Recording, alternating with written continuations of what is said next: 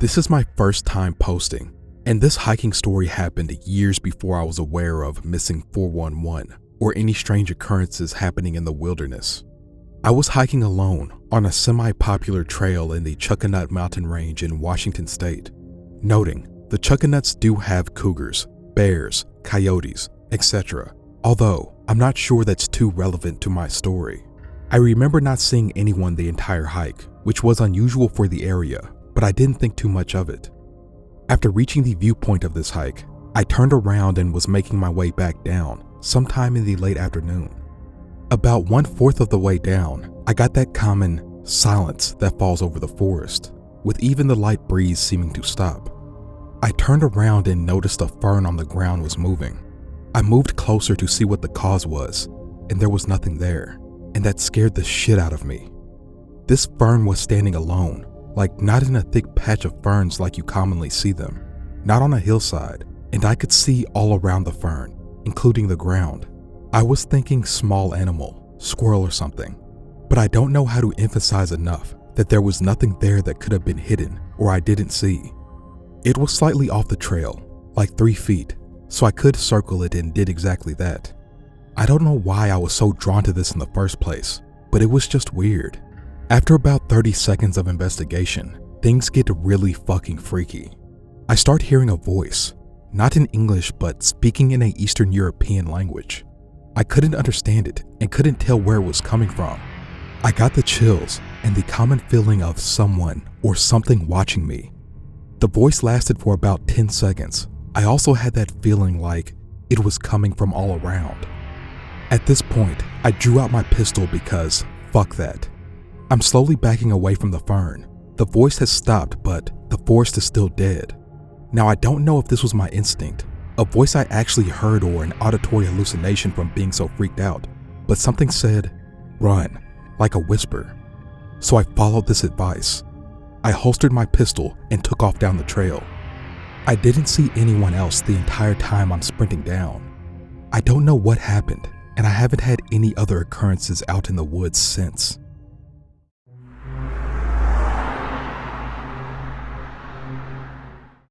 Last year around this time, June the 28th, 2021, my friend, we will call her D, and my other friend, calling him J, and I went on a camping trip. It was deep in the woods in Alberta, Canada. The trip was going good. It was in the middle of nowhere. No cell service, no bars, nothing. But we painted, listened to music and all that jazz. One day, D and J were both sleeping in the tent. It was 2 p.m, and I was sitting alone outside. I start hearing this screaming, "John! John, help me! John, where are you?" And that repeated 4 times.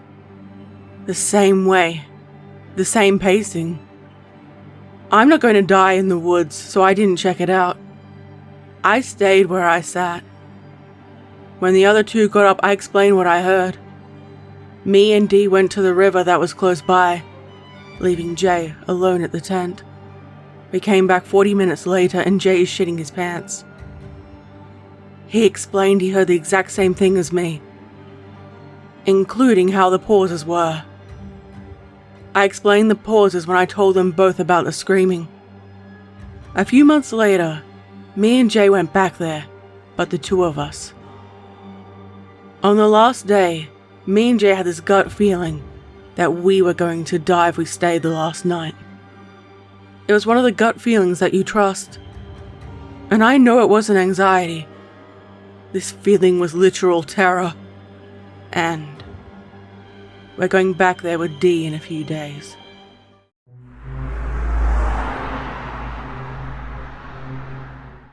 I live in Vermont and grew up here nearly my entire life. I've always been at home in the woods. It has always made me feel calm, and I've never really feared being in the woods, especially in the daytime. Vermont doesn't have much to fear nature-wise. I don't have the ability to be silent, but I am very aware of my noise level, as well as all of the sounds of the woods. I've had the woods go quiet on me a few times, but if you stop moving, the sounds of the woods come back usually within a minute. Twice I have experienced the woods go absolutely silent, and felt uneasy. The first time was when I was hiking with my then girlfriend up at Mount Abe, maybe in 2012. There's a section of the trail that is really unique and beautiful. The woods become less thick and moss covers most of the ground that you can see. We're hiking through this area, the woods go quiet, and we both come to a stop. She asked if I felt that. I said something didn't seem right, but I laughed it off and jokingly attributed the silence to me huffing. We started off again, with her still in front. The quiet didn't end, and I kept feeling like someone was there, looking over my shoulder frequently. This section of the trail isn't terribly long, maybe half an hour, but time seemed to be still as air. We finally got to the intersection of the next trail, and we stopped again. Just up the trail, not 30 feet away, we both saw someone run across the trail and go behind a small dead tree. They poked their head out partially from behind it and retracted back behind the tree. This tree would have been hard for anyone but a child to hide behind. Without thinking, I walked past her, marched over to the tree, and looked around it. Nothing. The woods woke back up almost immediately. I walked back to her and discussed the whole thing. We both felt like this section of the path seemed to take way longer than it usually did. We both noticed how uneasy the silence felt, almost like we were not alone. We both saw someone run behind the tree and peer around. We didn't know what to think, so we tried to laugh it off, then hooked the rest of the way to the peak. We ate, chilled for a bit at the top, and then went back the way we came without anything happening. I've hooked through there after that, and have never had anything happen again. The second time was in the fall of 2016. I was out behind my apartment that had a huge area of woods. The nearest road straight back was a little more than 3 miles east. North and south was maybe 10 miles plus of total woods between roads. So I'm out one day, walking in the woods, maybe a mile deep. It was alive with birds, squirrels, chipmunks, all getting ready for winter. Instantly, the woods go quiet. I stopped to let it wake up, thinking it was me rustling the leaves and downing the twigs. I hear something slowly walking and stops somewhere behind me. I look around. Nothing. The woods stay quiet.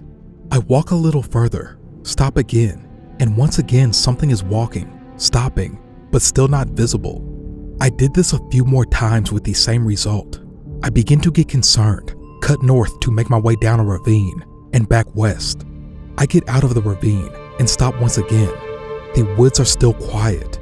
I hear something making its way down in heavy landings in the leaves. I book it in a very random zigzag way all the way back to my apartment. Again, I went out after and never experienced that again. The state says we don't have cougars or mountain lions. I think I would have known if it was a bear or coyote early on.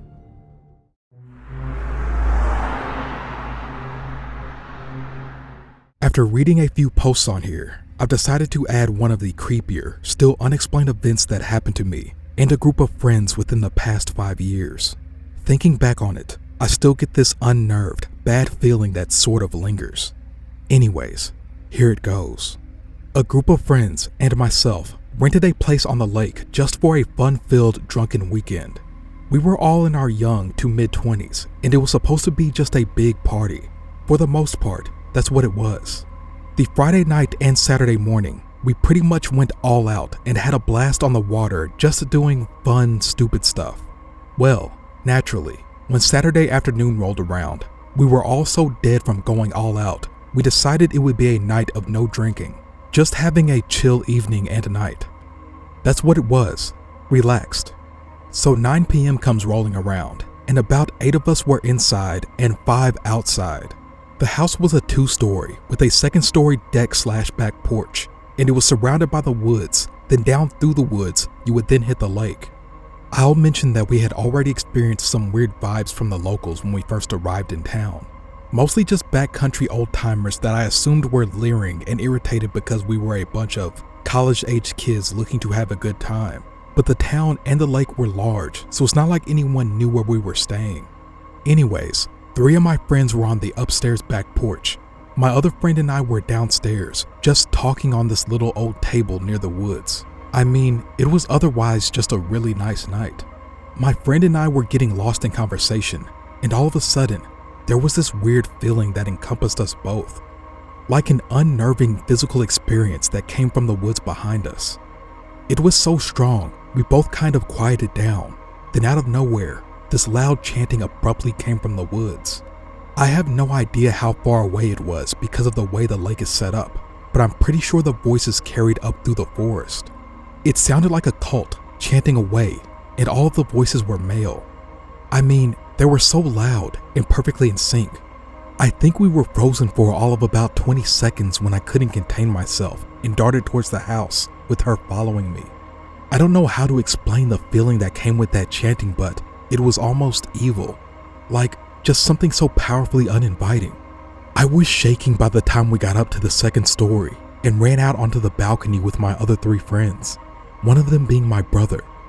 By the time we got up there, the chanting was gone, and I naturally asked, "Did you guys hear that?" in the most shaky, freaked out voice. They all had heard it, and not seconds later, the chanting began again. So the 5 of us are out there, peering into the forest, listening to this chanting that would sometimes sound far away and then sound relatively close. All male voices in the weirdest language that I don't even know what it was. It sounded like a strange, extreme church. Then, following the chanting, a loud bang, like someone hit a huge metal object. And then the worst part came. A man wailing, like in extreme pain wailing. All of my hair was standing up, and it was the freakiest experience ever. My brother and I were staring at each other in a mixture of scared excitement and horror. The wailing stopped, and then it was back to the chanting, which eventually died out. I was so freaked out by it that I wanted to call the cops cause whoever was screaming had been in a lot of pain. That, mixed with the weird chanting, just made me immediately think of some terrible sacrifice going on. One friend tried to say it had to be some drunk guys just messing around, singing and being weird, but no way was that coming from some drunk guys. They were perfectly in sync. Then the bang, then the wail of pain, and then all that weird tension and energy was just gone. No way. I didn't call the cops, and I wish I would have, but honestly, the forest was so large, and since the lake house was up looking down at the woods and the lake, it could have been anywhere. It definitely wasn't in our close proximity, but it was close enough to hear all of that perfectly. We went in and got some of the others, but by the time they came out, the chanting had stopped. Someone wanted to go explore and find where it had been coming from, but obviously that was a stupid idea. After that, I was so ready to go home. I can't explain the relief of driving away from there the next morning. Even now, it gives me the worst feeling. Whatever that was, it felt so wrong and evil. I'll never forget that moment. I can only imagine it was some weird cult stuff.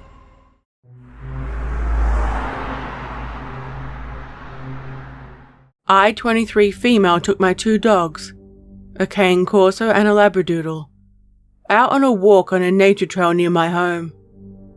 My car was the only car parked in the parking lot when I arrived, so no one else was on the trail. The trailhead has only one entrance, and the trail has thick forest on either side of it. My dogs and I started walking, and maybe 3/4 of a mile in, a man on a bike approached me from behind.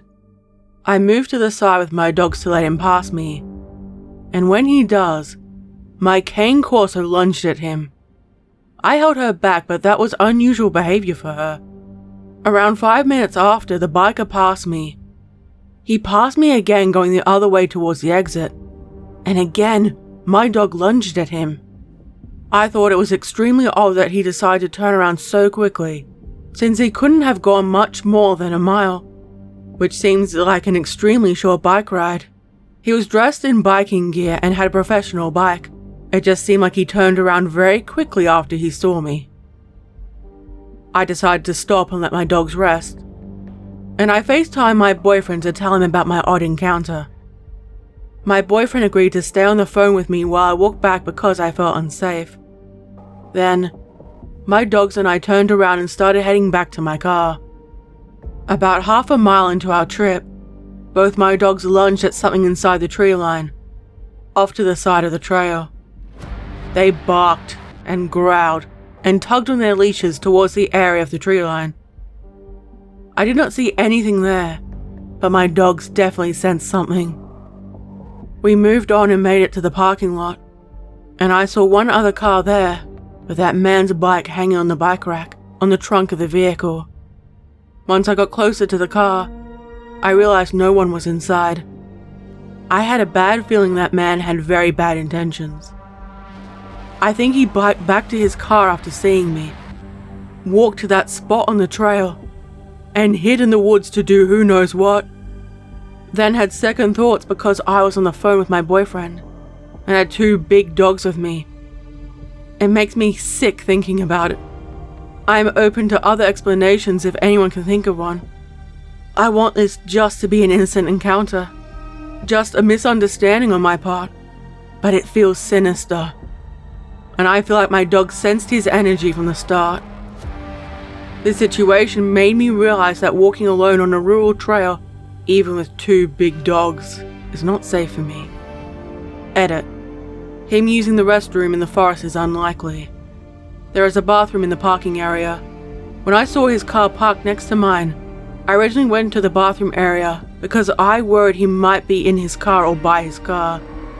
When I eventually went to my car to leave, that's when I realized no one was in his car.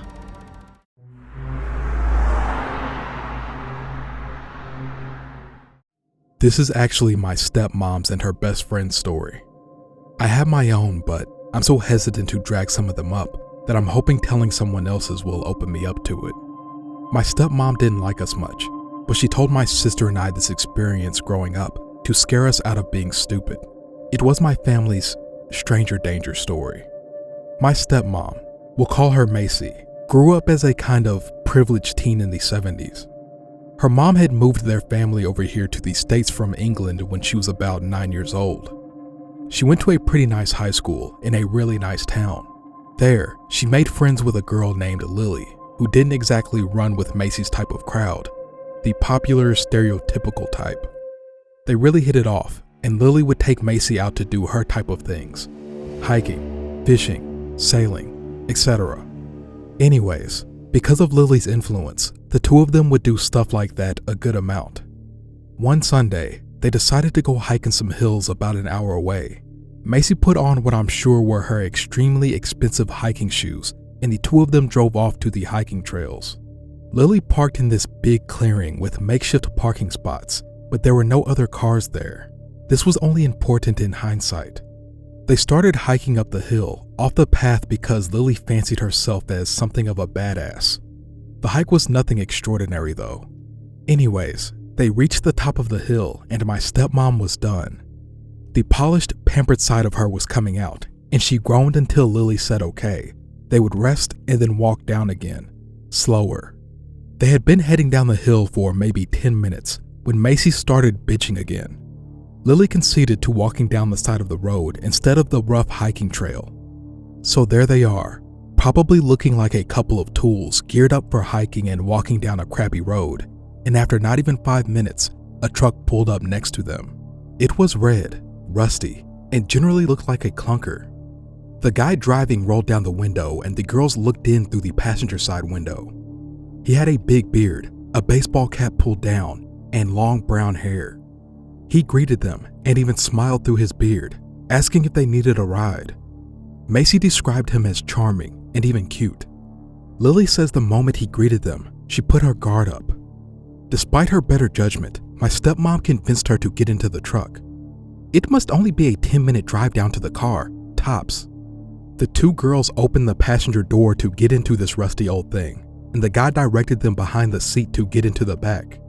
They settled in, and the truck started rumbling forward. Lily says that was the point it hit her what a mistake they had made. The back seat was clean enough, but there was a rope on the floor behind the driver's seat and 4 boxes of saran wrap halfway hanging out from under the passenger seat. It seemed creepy and weird, but Lily did not want to freak my stepmom out, so she just kept her mouth shut. After 10 minutes, the woods didn't look any clearer, and they hadn't seen another car the whole time. Lily asked how long he thought it would be. He said he was taking a different route down the hill and had to stop somewhere to get something first. That was it. The girls were 16 and 17, and Lily did not want to press the issue. She was scared. She said she can remember his hair because she was sitting right behind him. He looked like a woodsy guy, but his hair was super tangled and dirty. She noticed crusted mud on his collar and tried to find something identifiable about him, but just got scared the more she picked up on little details. He was youngish, strong looking, and had 1 inch on both of them, so they didn't ask any more questions.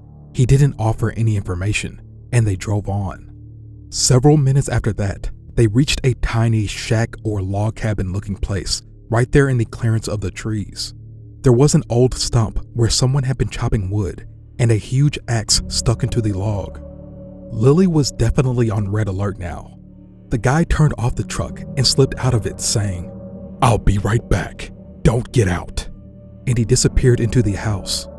Lily tried to talk to my stepmom about how she was increasingly uncomfortable, but she mostly dismissed it. Lily started begging, increasingly freaked out, and finally put her foot down, demanding Macy exit the truck with her. So they got out and walked out around the front of the vehicle. The house was about 50 yards in front of them, and they wandered around, looking at it, hesitantly. If this guy really was decent and just trying to give them a ride, it would be super rude to just run off, right? My stepmom had this strict upbringing when it came to manners and public persona, and she saw it as an issue of that nature. So she actually started to head back to the truck, opening the front door to climb in behind the driver's seat. On the driver's side floor, half hidden under the seat, was a big hatchet. It had dried red and brown stains covering the blade and stuck to the floor under it. Lily understandably lost her shit seeing this, and my stepmom started getting hysterical.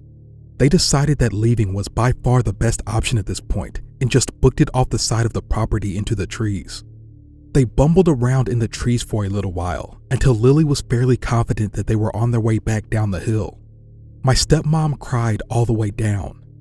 Lily felt bad about it, but was also completely freaked out that he would hear it and kept trying to calm her down. When they finally got back down to the bottom and saw the old wooden fence that surrounded the original parking area, they were relieved. But as they got closer, they saw it, the truck. It was parked on the other side of the gravelly makeshift lot, just sitting there, facing the other way innocently. They couldn't see if anyone was in it, and of course Macy wanted to run for the car, but Lily was super hesitant. She managed to calm my stepmom down, saying she wanted to wait before running out into the open to see what was out there. Remember, this is the 70s, no cell phones. There was no ranger station or anyone around. The parking lot was big, empty, and open. Who knows what would have happened if they decided to stroll across it. Thankfully, Lily convinced my stepmom to chill out, and then the two of them hunkered down against a big tree, hidden by bushes and other trees, then waited it out for what seemed to be a couple of hours when dark started to fall. All the animals started coming out, making noises, and my stepmom started getting antsy about this and began bothering Lily, who was tired and moments away from giving in. She was just planning their dash to the car when they heard a clunk.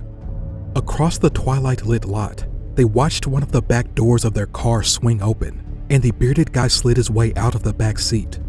He got out, shut the door, looked around the surrounding woods for several moments, and then walked back to his truck. The truck lumbered past the car, out of sight. Several minutes after watching him drive away, they sprinted to their car as fast as they could, jumped in, and peeled out before they even had a chance to shut the doors.